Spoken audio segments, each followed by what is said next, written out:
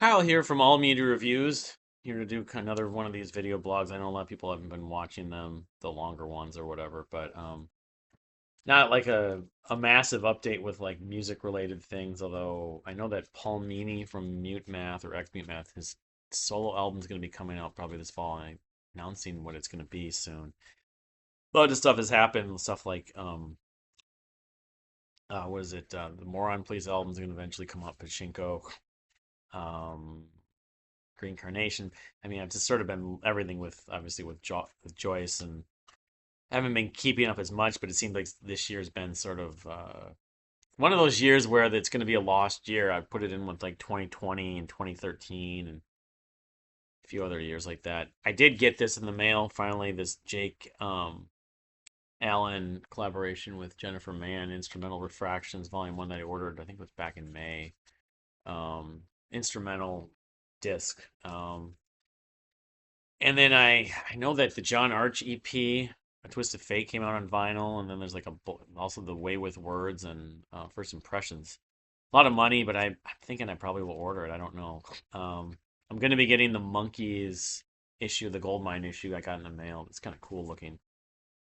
Um, and I didn't even tell that story, and how much of the story I'm going to tell. So it was like last week I last did a video. I have been reading these two books, the Healing After Loss book, and then my aunt's book, memoir, After Effects, Memoir of Complicated Grief. You know, I know a lot about this, but I'm gonna try reading this as one my cousin. I think I mentioned this the last How to Carry What Can't Be Fixed. It's kind of like a workbook, but for grief and stuff like that. And then I'm gonna get that's kind of where I'm lead to. I went to Barnes and Noble looking for the Goldmine Monkeys issue, that the special issue, and at Barnes and Noble in when I was on Saturday, and third it's like the third Barnes and Noble I'd been checked on.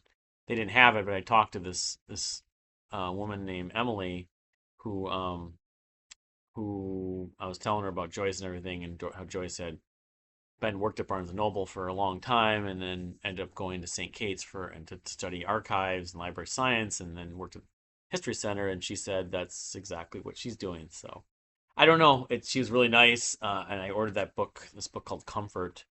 That will be coming in and stuff. I don't know if ever run into this person again, but she was really nice.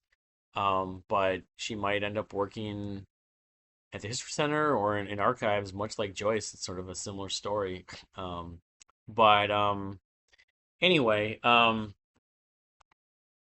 like that's the thing I was going to talk about. So that was one story. I went to the Arboretum and I didn't share a lot of the photos. Unfortunately, I need to do that. I need to get the hang of sharing them on my phone as a reel. But I think I may buy a membership out there. Arboretum, run by the University of Minnesota in Chaska, Minnesota, which is in the southwest metro, down the street like a mile probably from Paisley Park. I'm wearing my Prince shirt today, where Joyce and I did go in 2019, and um, but yeah, it was really kind of a lot of flowers, of course, to see. It's an arboretum, horticulture, library, and there's architecture, and it's a neat thing, and it kind of pays for itself. And actually, down the road from there, I mean, they do sell food there too, but there's a Apple House store which I bought. Like, I need to try this stuff, despite the sugar. I bought like blueberry and wild blueberry preserves and pineapple salsa that would go maybe with eggs,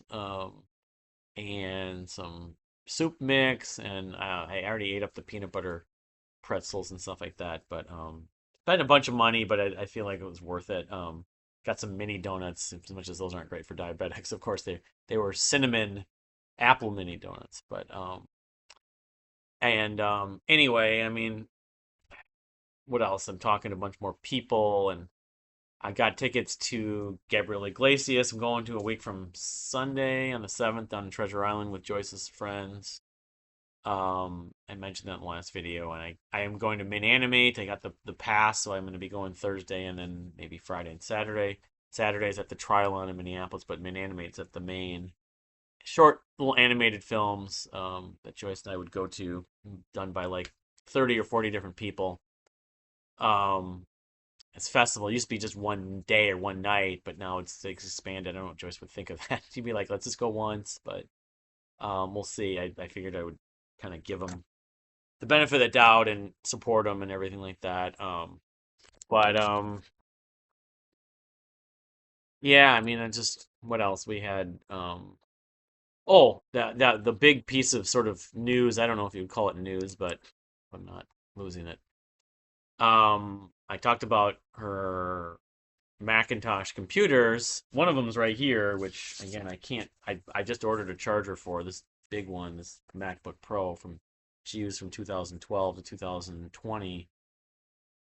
When she was in grad school, largely that was the primary reason, and then she just used it as a laptop after that. It's pretty heavy. This thing weighs, I don't know, but I need to get a charger for it, and then the other thing I'm not sure about. It's going to take some potential research is, getting into using her password, and if I can't do that, I may have to go to seek out some professional sources on that to try to get in. But because I imagine there's potentially a lot of media and like writings and stuff like that that would be worth uncovering, keeping and telling Joyce's story.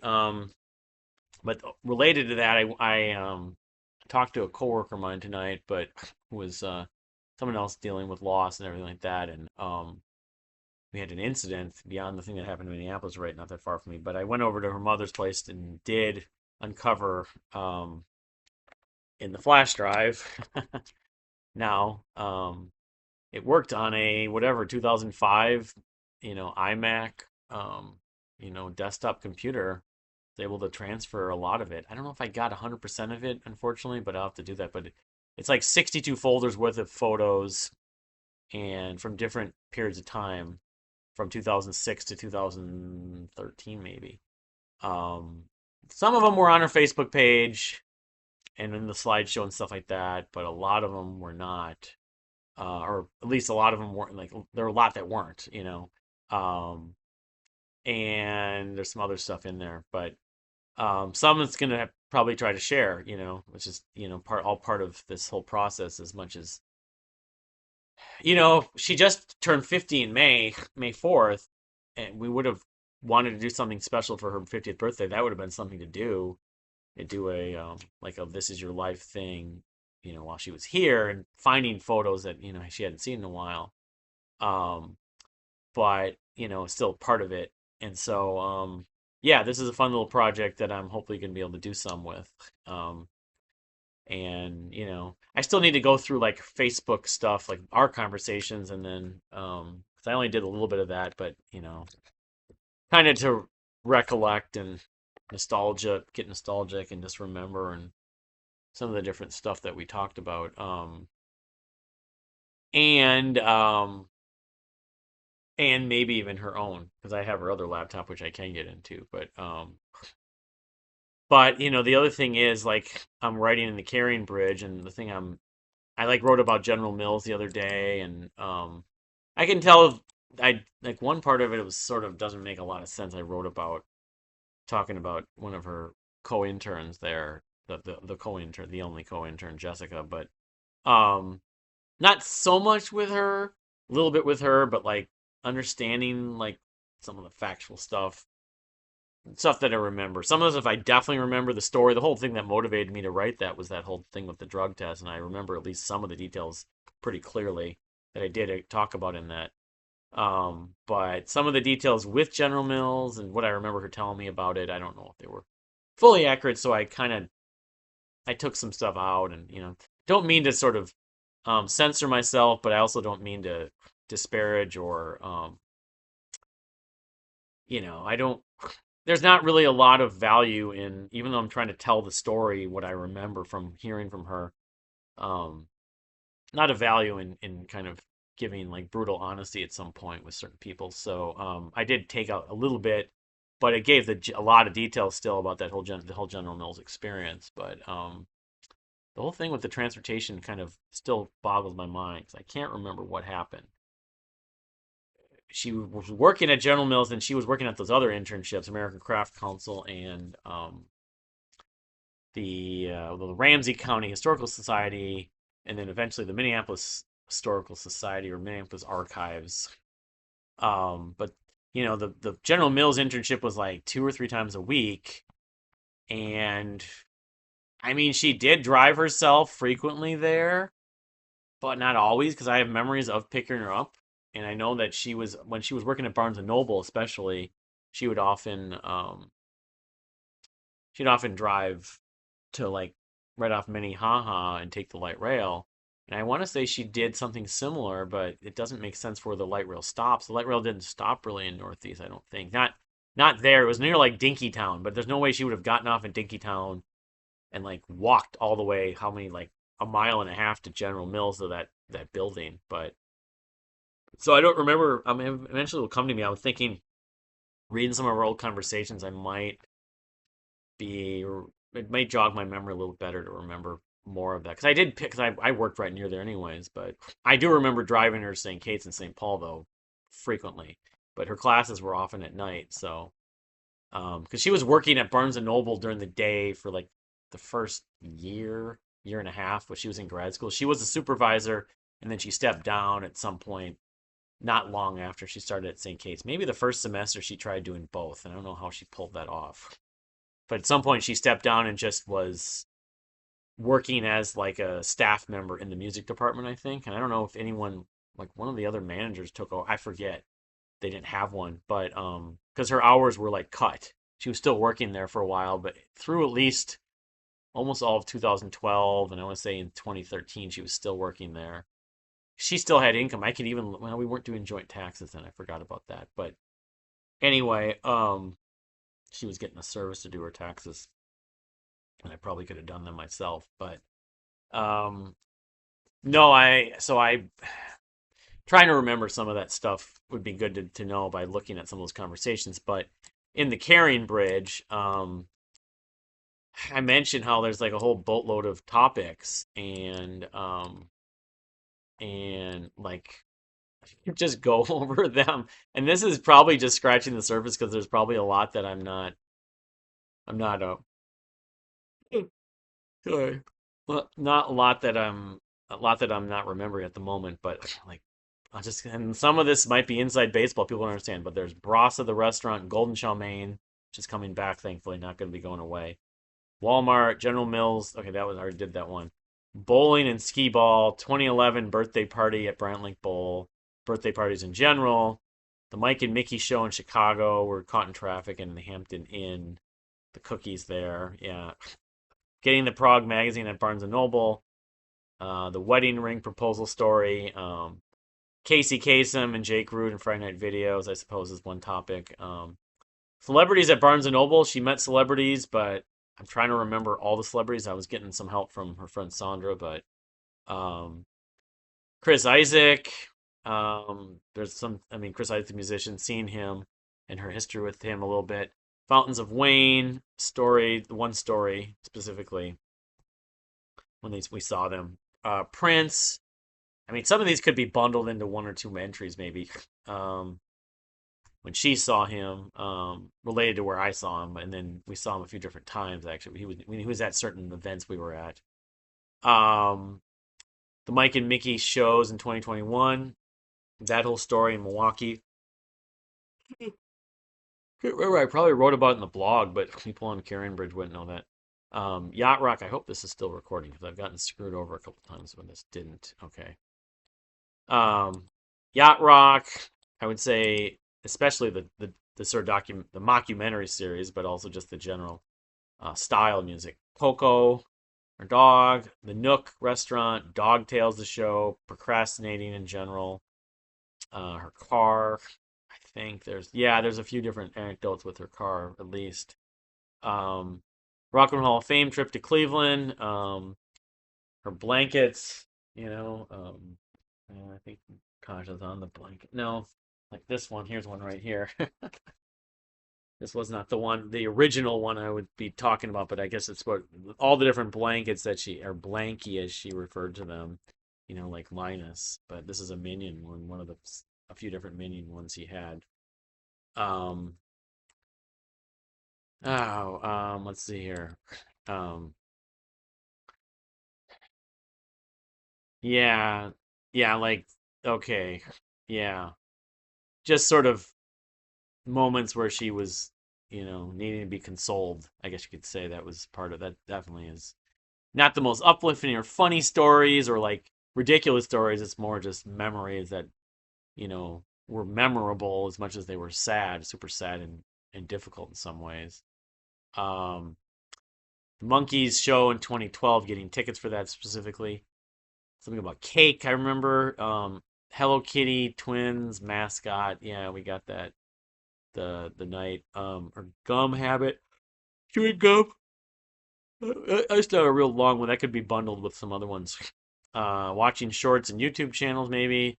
My Daniel Klaus books, dinner and dessert, or habit with dessert. Dairy Queen specifically. I started thinking it'd be worth talking about her favorite actors on there. There's a lot of them, but two of them I wrote down were Tony Collette and Paul Rudd. Favorite YouTubers and shorts. That kind of goes with, yeah, I already did that. Interesting. There's a jukebox story of some kind with a friend of ours, and the Roller Girls. Yeah, and then I had an idea for a story where there's a premise of where a couple dies, like one of the persons in the couple, like in my case, a Joyce, dies, and in a parallel universe dimension, the other person dies, kind of like Deep Space Nine and Hercules and some other TV shows and movies have done that. But that's specific, like in other words, it'd be like if uh yeah, if there was a parallel universe version of Joyce and then I died in that.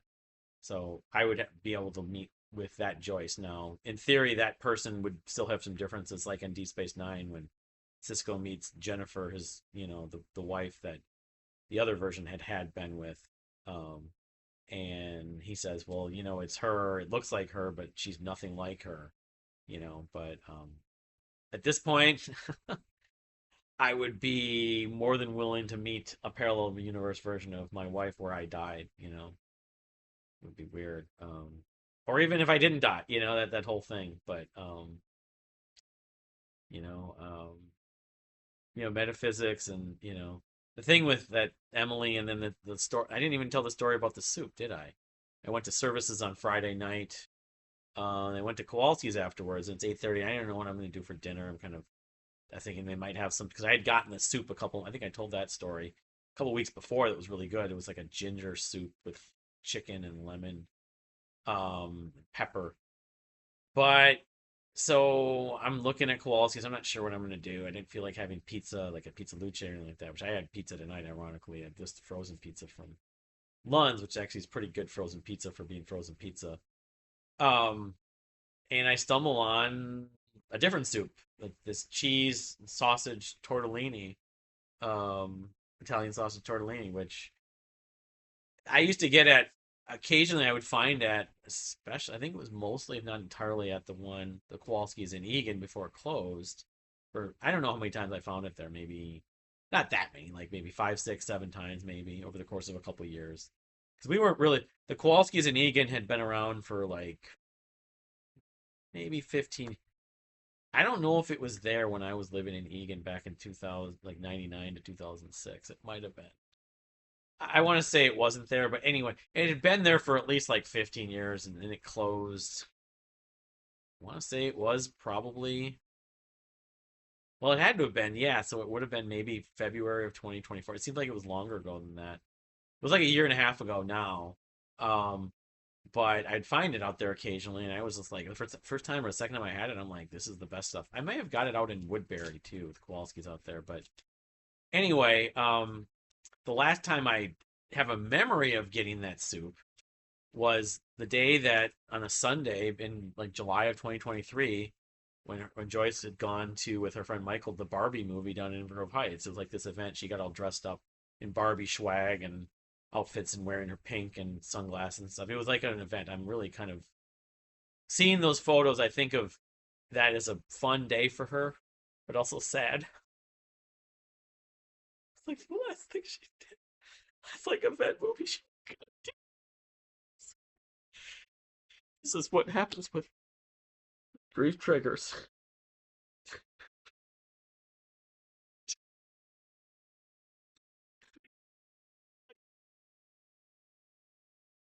It's, anyway, she had a really good time. I know, like she went to Wizard of Oz with, or what it was called, the Wiz, Wiz, not Wiz.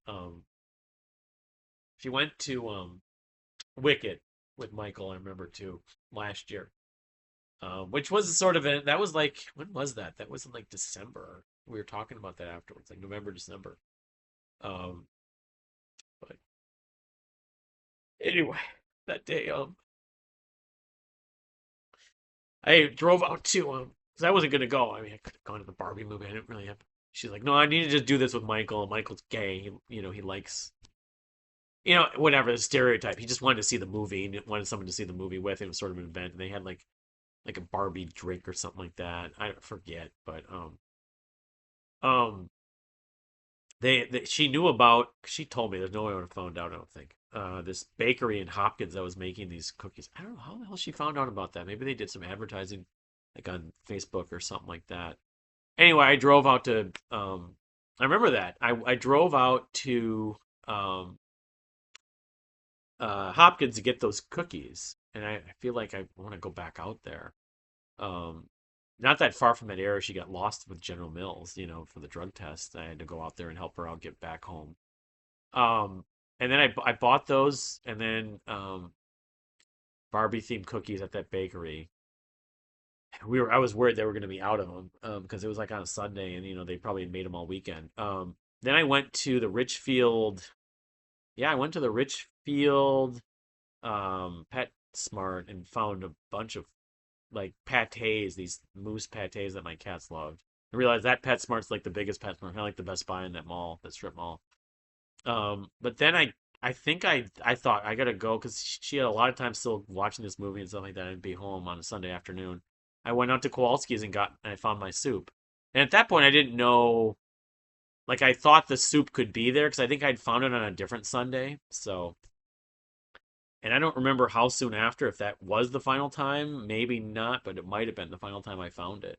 So it had literally been potentially 2 years, a little over 2 years. That was like July of 2023. Right around, it wasn't the 4th of July, but I don't think it was like around the middle, end of the month. I don't have to look it up.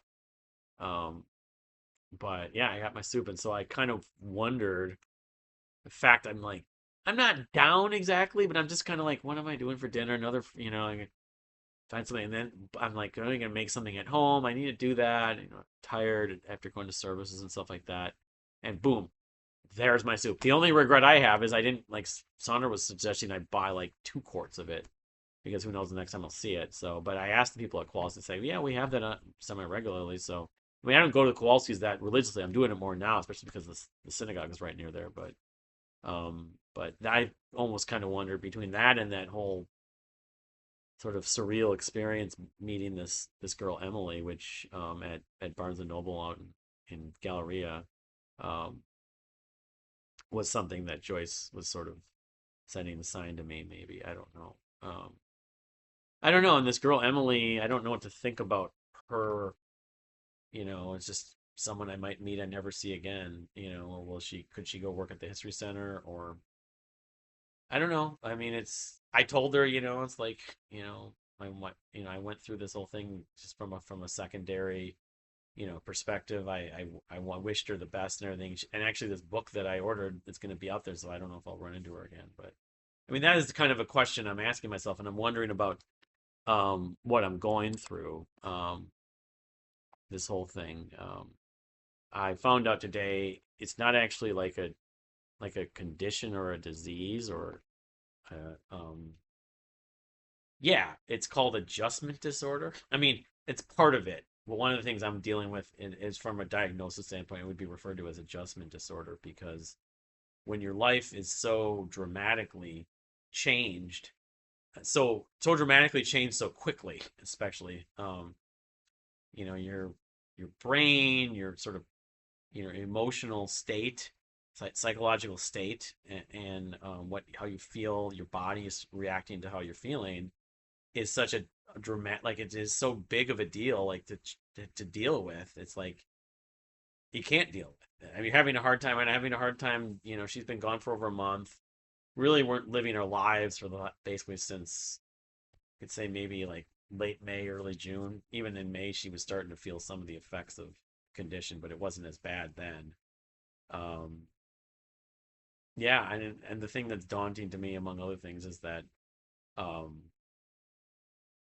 it's the grief and the not the depression, but the grief and the difficulty on not having them with you anymore. Um, getting dealing with them not being around, being in your life, um, and not having them to do the things you've done so long with them, or just you're used to them. That's the adjustment part. It can be extensive. It could go on for years. My aunt talks about that. I mean, I might feel to just I may still be really sad about everything 5, 10 years from now, not having her, but I could at least become numb to it and sort of just become used to it, like Marillion says in Brave. You get used to it, but I don't know. I don't know. I'm The companionship part won't bring her back, but having a companion to some degree, whether it be a romantic or platonic companion, might might help a bit. Might make a difference. Maybe not the whole difference, but it's and the way time seems to be moving, it's just like what will be a year will feel like a lot longer. So if it's 5 or 10 years, we'll probably hopefully change my mentality about that. Otherwise, it's going to feel like a lifetime. Um, why you have people that do go on living for a while and then eventually they can't do it. Whether they can go on for years like that, and then it gets to them. Now my aunt has been doing it for 27 years, so she's lived like a third of her life without her late husband. But I don't know. I mean, people have successful sort of second relationships, if not marriages, um, after the loss of their spouse or their significant other, and that's my hope that will happen for me at some point. But I don't know. I don't know when, and so either that I'm gonna have to get sort of reorder my adjustment to getting used to being by myself like this. And it's just my hope, my way of coping is to have these phone calls with all these different people that I'm reaching out to and connecting with, and that's I'm going to become a phone addict, I guess. That and these other outlets of all these things I can write about her, and then write about maybe just my own stuff, of course, the stuff that's been in the blog, the music. Hopefully, the music and the movies and the television and entertainment and my hobbies and stuff like that will come back. Because right now, I've talked about it in a few of these videos. It's just, I'm not listening to any music. It's just having this sort of will. I don't know, going to seeing Gabriel Iglesias, and I did go see Galactic Cowboy Orchestra the other night, last night, and they actually did a Ravi Shankar song that was really good. And they did a lot of their own stuff, which progressive bluegrassy kind of jazzy stuff. Um, they covered Whipping Post, of course, they've done that for years. And Joyce even saw them once, and they covered it at that show, I believe, by the Allman Brothers, and they do 21st Century Schizoid Man, and um, yeah, I'm gonna try going to a lot of that stuff and hopefully enjoy it. But hopefully I can get back to the point where I feel like I'm enjoying it the way I used to, as opposed to just sort of as a distraction. So, um, but I don't know. It's just, I mean, I feel like I'm in sort of like a limited abyss of in this spot, and I'm just gonna be grieving for her and have these triggers, and um, they're just gonna be there, and I have to sort of just accept that, and not embrace it, want to do that, but just accept that it's gonna happen, and just um, and get through that. I mean, the people that have been through this longer than me still go through this, but they at least manage it. They manage their grief and their symptoms. The other thing I might be dealing with to some degree is I guess it's called There's the band Agoraphobic Nosebleed, but agoraphobia of it's like leaving the house, but it's more of like an anxiety. It's like a general anxiety for like change and things, you know, things changing or things getting used to a dramatic change. It's like an anxiety for that. And I don't know. I feel like being alone, loneliness, loneliness and isolation. Um, my sort of interacting and doing different things, going for walks. I'm gonna go for walks maybe in other places besides this neighborhood. Like around like that cemetery in Minneapolis, Lakewood maybe. If I can get there without dealing with all the traffic and the backup and stuff. Some other cemeteries and some like malls or lakes and stuff like that. I may just do destination walks. I may go down to her mom's and walk across the High Bridge because that's what she did so many times with Coco. I don't know. I'll have to figure it out. I know when the daylight's going to be going lower, I'm going to have less time to do that, but I may just do it on the weekend. Maybe I can get someone to walk with me. Otherwise, listen to music or a podcast on here. I have to get some new, earbuds or whatever. I don't have them anymore. But anyway, yeah, that's kind of where I'm at as far as this video blog. I mean, I guess you can say I'm managing to get through some of this. I'm functioning to some degree, trying to figure things out to some degree. But I don't know if this channel is going to have almost regular. I did the slideshow, of course. I might have to do another slideshow just for all these photos I just found. And then hopefully I might find some of them in here.